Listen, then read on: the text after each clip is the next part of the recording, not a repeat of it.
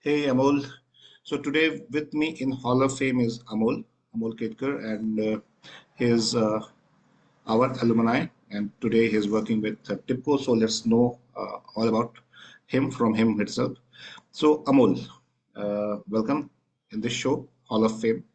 So congratulations for making it Hall of Fame and taking out time for us and to inspire new generation of technical writers who want to become technical writers and they have a lot of doubts in their mind, like what is technical writing is all about and how the journey should be. And you can be inspiration for others also, for established technical writers, like guiding them what to do to excel in their career and to come on the Hall of Fame. Okay, so Amol, yeah, all to you. So please introduce yourself. Yeah, good afternoon, Rahul. It's always great to connect with you. Super excited on coming to this series, Hall of Fame. Heard about many things, and when Rahul is there, 50% of the things are already in place. So thanks for arranging these sessions. To give a little bit about my background, I have done my engineering, electrical engineering, uh, passed out in 2007. So I'm basically from Pune and born and brought up over there. And for the first, I would say the first phase of my career, I worked in construction industry, construction project management. So actually that had hardly anything to do with technical writing as such. So I was, to be very honest, I was not aware of this field. So uh, I reached a certain point in my career after 10, 11 years where I started to make the assessment about what I have done, where I have to go, how can I improve that, what can I say, that equilibrium between the amount of time that I'm spending in the work or work related things versus the other amount in order to get some quality life. So somewhere I found that there could be some possible ways out there which can help me to bring a little bit of more equilibrium, in the sense a balance, a work life balance. In that way, my uh, I would say my career as such had secured. I was able to see next 5 to 7 years down the line, very much in good capabilities. But then couple of things, as I mentioned, they were missing. So I thought of changing it, and uh, I started out hunting what I can do and what market needs. So I thought of checking out how I can go with content writing, instructional designing, tech writing. I, of course, met a couple of people out there who are already working in the industry. And then I made some assessments, gave some tests, and then realized that this is something that I can do without losing the favor of engineering. I had in my first careers, in my multiple projects, I was delivering related to the documents, but it was not technical writing. Uh, then I did a formal course through TechnoWrites, and then I was able to open the doors in this field.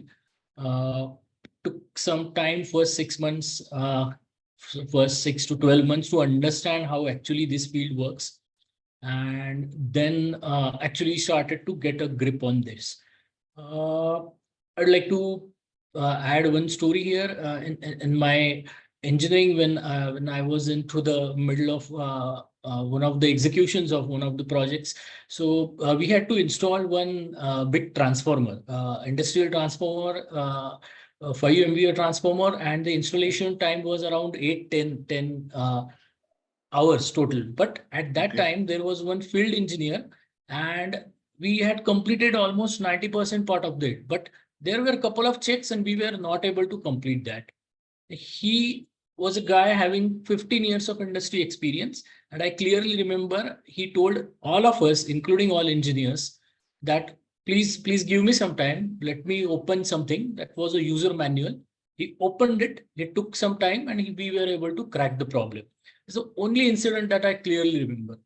At that point, I was not aware that there are dedicated teams who prepare these manuals. I think Good. I'm thankful that we are able to use such manual. Otherwise, even the best of the best people had some issues in cracking such such things. So I take that example forward. So when I entered into technical writing, I think it's a completely different ball game. It's me one couple of years as such to understand. It's been around 7 years now. I'm evolving and trying to adapt myself and tune to the industry rules and understanding the whole technology. So that's about me Great. So so it's far. a very inspiring Yeah. journey, and you have done a lot of research before reaching out to me, right, as a technical writer. So you said like after a certain point of time working as an engineer, uh, you will give it thoughts like you should give a technical writing as a career, right? So why technical writing? Why not other things like construction designing, as you said? So what make you to become a technical writer? Yeah. So in my case, there were two uh, couple of points that I can quote right now. One is I want it opens the straight away the opportunities to collaborate with the engineers, and whatever are my skills, which if I am able to polish them and upskill them, then it is the industry which can absorb these profiles as writers, and then there is a scope to scale up without losing the grip over engineering. We My understanding is that we run parallel to the engineering. Overall, the domain is different. However, the approach towards solving something is on a high level, it is somewhat same. And of course, there are industry benefits, which honestly I was missing. I was missing those parts. Not able to spend some quality time with families, with friends, some passion projects on individual levels. Is not able to do all that. There's a lot of physical hardships, mental hardships, and I think if I have to look at the overall career, there are different phases of the career as such. If I consider 25, 30 years as a whole span, first 3 to 5 years I can consider as an establishment.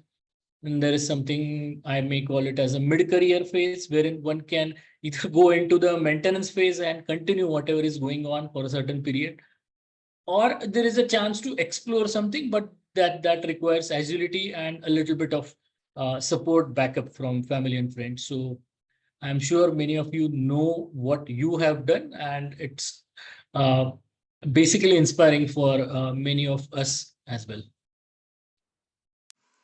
So I would say smart choice you have done, right? So coming into technical writing, okay, because IT industry is we all know that is a well-paid industry. It's a highly paying industry. So we should be into IT industry. And don't you get scared of word writing? Like you, sometimes the thoughts come in your mind, like you are a engineer, how you will become a writer, right? Because and writer thinks like they are writer, how they can become technical, right? So don't you think that writing part has scared you? Yeah, these thoughts generally pop up in the mind every couple of months, every 6 months.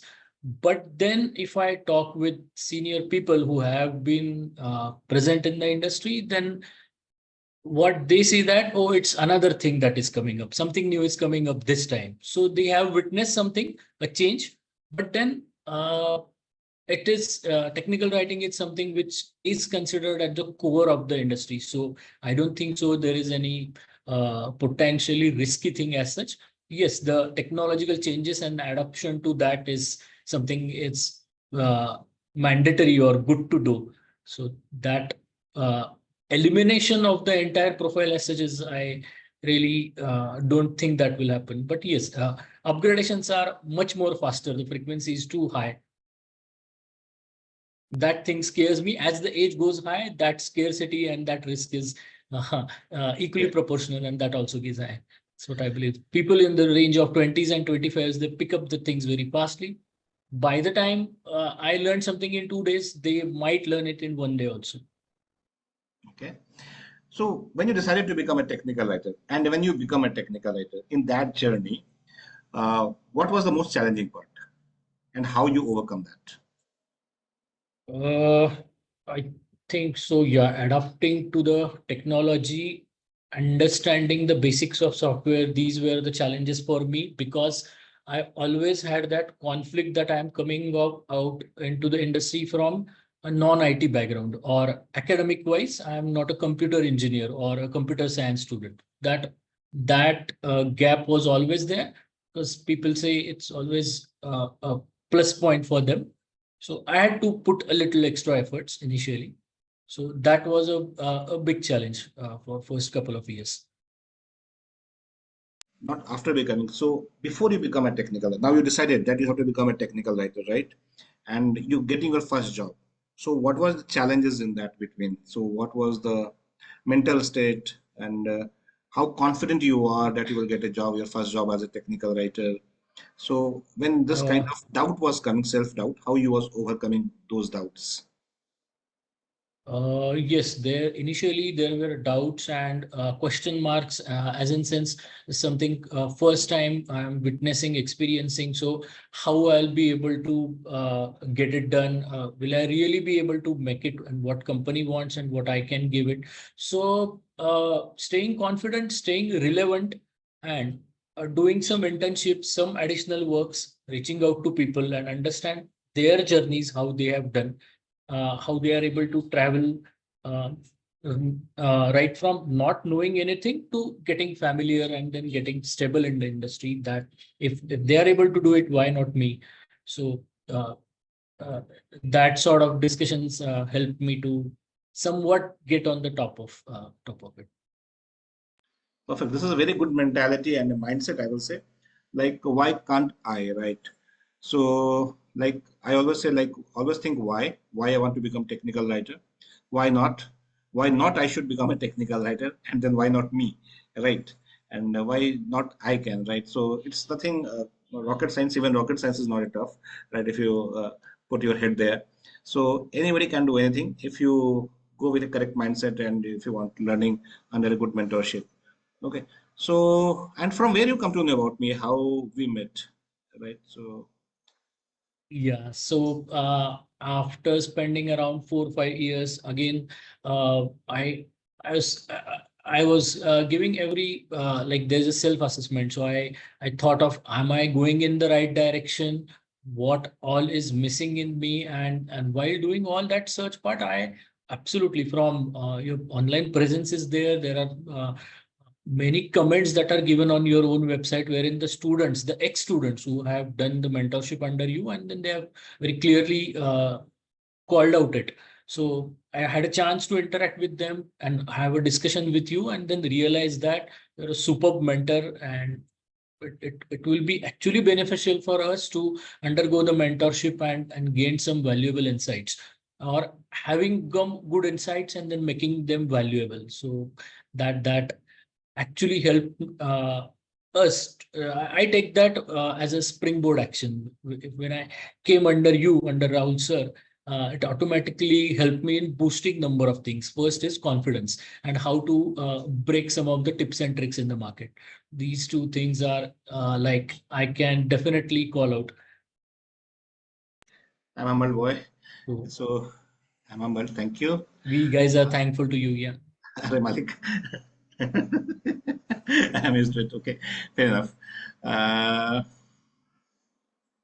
so, you become a technical writer, right?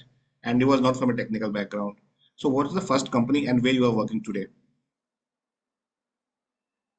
Uh, so when I completed a basic course from Technorites, I got an opportunity through the what they call it as a campus calling as such. So I worked as a internship. I did my internship with BMC.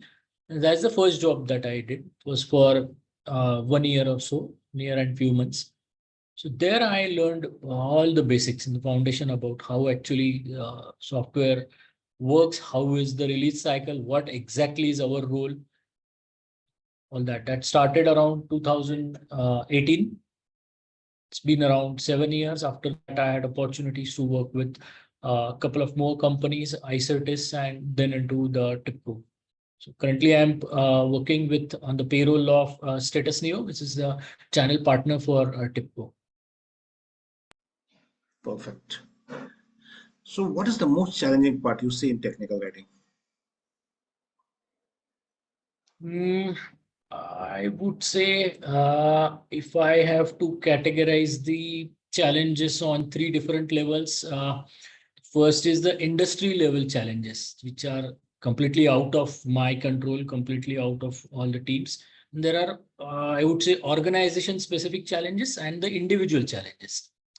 So what I currently see is industry challenges is constant rapid changes in technology and adapting myself to those changes. Every after 5, 6 months, there's something new that is getting introduced. So that is the big challenge that I see, and the amount of time available to master that is quite limited.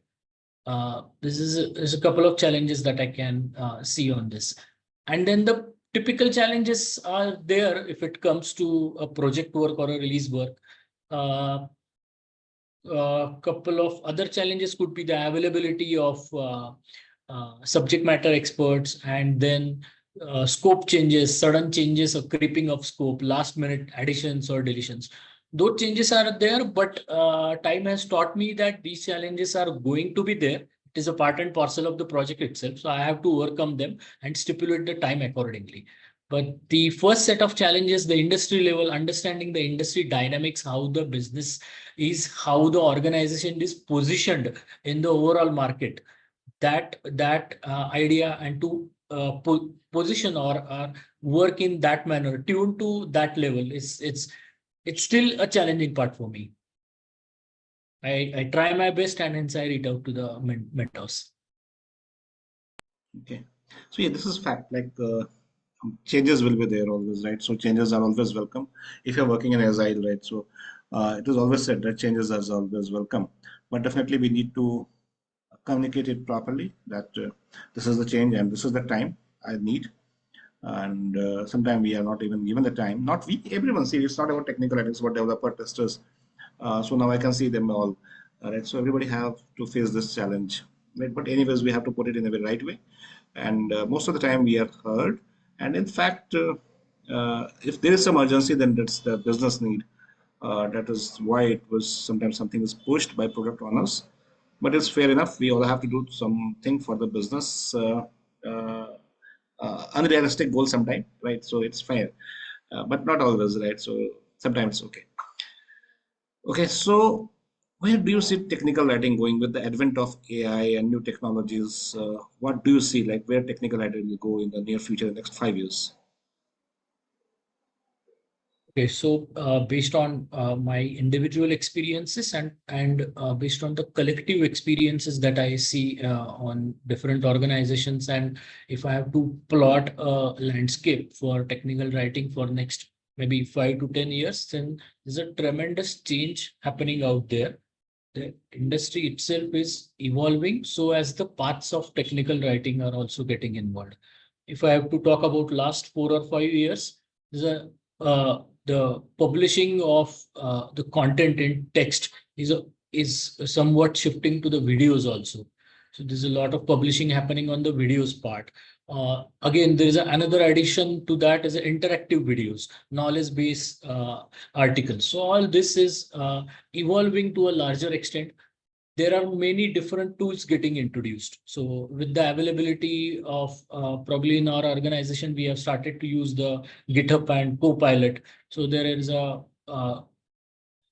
again, it might be into the experiment stage as such, or it is evolving, but people have already started to use that. So uh, I can say that it is somewhat assisting to the technical writers. Not it is going to entirely sit on the top of us, but if we are able to stick and focus on the deliveries, what the customer needs, and then we can take the help of these tools, then it's a tremendous possibility out there. So these are the challenges that I see, and challenges in the sense this is how the future is going to be. Some of the roles inside the technical writing domain or the tech comp teams, which used to predominantly exist, I see that a lot of shift is happening. For example, the dedicated roles of editors. Editors used to be there as a full-time support to the other writers. I see a large amount of change happening is that now they are equally getting assigned the other works because of the introduction of GenAI and other things. So self-sufficientness is increasing with the writers. So supervision might get reduced. Some of the other roles like I would say people managers, their dependency will slowly reduce is what I foresee. Writers might get new what can I say, new opportunities to write blogs, to write some more things and go closer and closer to the developers. There will be some overlap in production, in some overlap in the sense some of the testing part might come under technical writing or few value additions on, let us say, error messages or giving some suggestions related to the UI, which has already started to happening. So these changes are actually welcome by the other stakeholders. So in a way, it might not be a formal task given to us, but if the team realizes that this fellow is able to tell this, then they equally welcome this. This is Yeah, this how is I going to be can sure. see Like for AI next few will, years. Yeah. sorry. Yeah, so definitely this is going to happen, and it is happening actually. Right. So to finding out T-shape employee. So T-shape is that in one thing you are in depth, and in few things you can do it, right? Like I was a technical writer and I was given a role of a Scrum Master. Then I move into full-time Scrum Master. Then slowly my career goes toward that, right? So T-shaped employees definitely will be more welcomed in coming time, and it is also required when you are working in agile environment because now we have seen that it is also expected from developer to do testings, right, and from testers to help with developers and technical writers as well, and from technical writers into testing as well. So I myself doing this kind of experiments.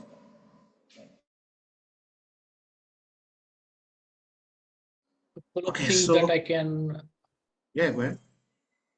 yeah, so couple of things I can probably add on the future trends is content reuse and collaborative content in the sense they are transforming the overall what can I say, the overall documentation cycle itself. So these are the two things, UX design, UI, UX part, this is also exploring. So this is something I haven't individually touched that, but I can see that this is the future coming out on our plates. For sure, collaborative, yes. Everything, yeah, what you were saying, that is going to be there because have you heard the word DevOps, right? So similarly, DocOps is there. So in 2016 or 17, I have given one STC with Rini, like DocOps. So it was a well started by CA Technologies and great to them. So this like a more collaborative, we can give editing, and a lot of writers can come and write together. Okay, even community-based authoring will be also there. So definitely these things are going to come, and it is revolving and evolving. Okay, so both things is happening. Okay, so Amol, what are your hobbies? Uh, Coming to the hobbies, I have passion to play sports. I generally play table tennis, and my second hobby is going to the treks. As and when I get time, I try to remain the outdoor person. Um, because I'm based in Pune and Maharashtra, I have covered most of the forts out there, been to the Himalayas just once, not more than that. So the two hobbies and table tennis, I used to play professionally, but nowadays it's not possible for me. But yes, so this field of technical writing has given me a chance to maintain those hobbies. I'm able to cultivate them. I consider these as like refreshers and opportunities to work on myself. Okay, so technical writers give you good work-life balance, right? That's what I understand from you. Definitely, Okay, yes. okay. Hope your manager Big is yes on listening. this. So Amol Yes. need a lot of work now. Okay, perfect. So yes, this is the beauty of technical writing. Many developers and testers join technical writing that they want to become technical writers because it is a less pressurized job rather than development, which I don't feel is always, but in many cases, yes, it can be. Reason is that something went wrong, you have to fix it that time, but in documentation you can come next morning and you can fix it. All right, so definitely that advantage as a technical writer we have. Okay, so few people gives a lot of importance to the tool while taking interviews. So what do you think, like how much tools advantage is there while giving interviews, and how we should prepare for interview? Uh, I I can say tools. It is important to know how the authoring tool works, but that is not the first priority. Tool, it's something that can be explored of your own or with some guidance of someone, but I don't think so. It is difficult to crack the understanding on the tool part. What we are going to write inside that tool is what matters to the businesses. So, uh, traveling that journey from not knowing the tool to getting familiar, it's probably a duration of few weeks or a month or so. But yes, if I have to become a ninja or a tool expert and explore all the advanced level features and the options inside that tool, then it requires a dedicated effort. So maybe a 6 months or so can give good insights to the tool. Some of the features that we might not be using on a day-to-day basis, but I am able to fulfill my work to that level. It's possible to explore it just with the help of online help or with the colleagues. Getting expertise is always advantageous to on the authoring tool. For example, in our current TechCom team, we are using Madcap Flares. Took me around 2 to 3 months to fulfill the release specific requirements. This is what I need, and this is how I can give it. Beyond that, fortunately, we had some dedicated time given by the management to check out what all new things are there, how we can uh, take the benefits of some of the deep down features which might not be touch them on a day-to-day basis, but who knows, they might have a potential to automate something or to connect it with the release management portals and save our time and money. So every writer cannot touch those parts. Given a chance, it can happen. Perfect. So there are n number of tools. So newcomers are always confused what to learn, what not to learn. They are kind of Sinus syndrome concept. Like sometimes they will run toward run Git, then they will learn to Confluence, then RoboHelp, then MatCap Flare, Author it. So what, how, and they should choose what to learn and what not to learn Uh, what I have understood and what I have learned from to you crack first is interview. Acha, if it is about cracking the first interview, then sticking to the basics is what matters. No one is going to judge your technical writing or to crack the interview, your expertise in tools. Even the interviewer is aware that given some time, and if the problem solving skills and the basic intellectual is there, this fellow can learn this tool. So that impression, if we are able to, and I mean on a realistic level, if we are able to tell that, then that won't be a hurdle. Then learning the basic tools like a simple having expertise into MS Suite, MS Word, and RoboHelp can be sufficient enough. We have additional time, then the other tools, Confluence and Jira, these are definitely helpful. Yes, that I also believe, and that is what I always suggest younger generation that don't be go toward sinus syndrome. Like there are many people who are making money from out of teaching tools, this tool, this tool.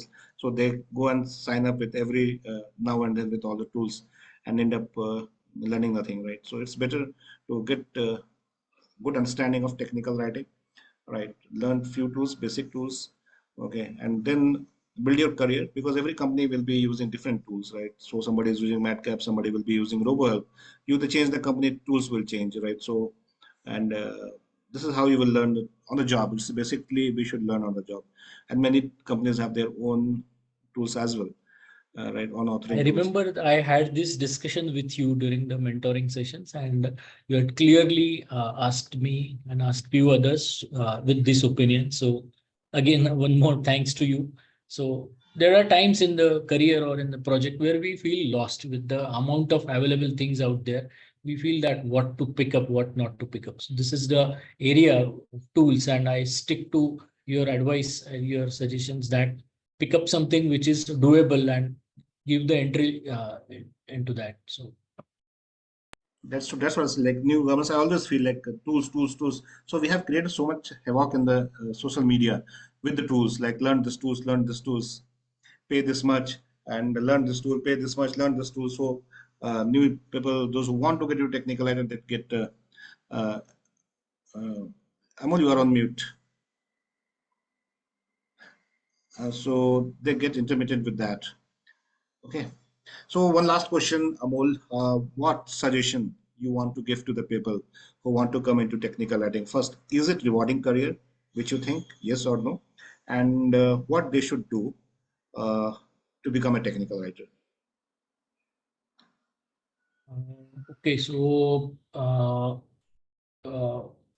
few suggestions that I can give right now is evaluate yourself, be honest to yourself, write down a couple of things which you can thought of, which you might have already done. Get it reviewed, and if you feel that there are two aspects to it, technical part and the writing part. If you are able to survive or rather conquer the technical part at the same time, leverage your skills of writing, and it's a perfect combination of those two things. So skills can always be scaled up or polished based on the practice.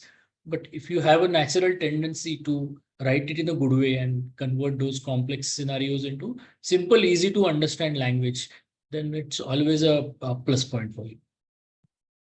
So if the assessment is if you have a natural inclination towards it, then it's always a good to go for.